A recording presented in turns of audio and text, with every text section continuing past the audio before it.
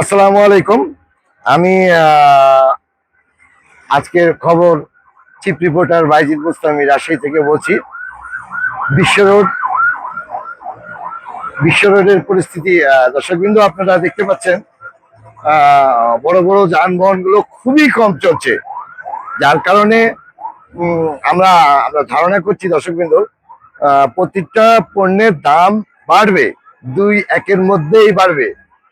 এটা আমি আমি যাচাই করে দেখেছি, গোয়েন্দা সূত্রে দেখেছি। হ্যাঁ, ইতিপূর্বে কিছু কিছু জিনিসের দাম বেড়ে গেছে অলরেডি। কিছু কিছু অসৎ লোক এই কার্যকলাপের সাথে জড়িত। বড় দুঃখের সহিত জানাচ্ছি দর্শকবৃন্দ, রাজশাহীতে এখন পর্যন্ত ভ্রাম্যমাণ আদালত, তারপরে বিএসটির লোক ভালো মতো পাম্পগুলো পর্যবেক্ষণ করছে না, এবং পাম্পগুলো এমন এক পর্যায়ে চলে গেছে, কিছু কিছু পাম্প বন্ধ, কিছু কিছু পাম্প খোলা। যেগুলো পাম্প খোলা আছে দর্শকবৃন্দ, সেইগুলো পাম্পগুলোতে দীর্ঘ লাইন, সকাল থেকে 8টা পর্যন্ত লাইন, সিরিয়ার মধ্যে অকল্পনীয় ভিড় হচ্ছে দর্শকবৃন্দ।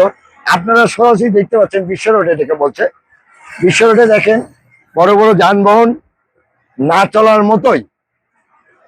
আমি আজকের খবর থেকে বলছিলাম চিফ রিপোর্টার বাইজিদ।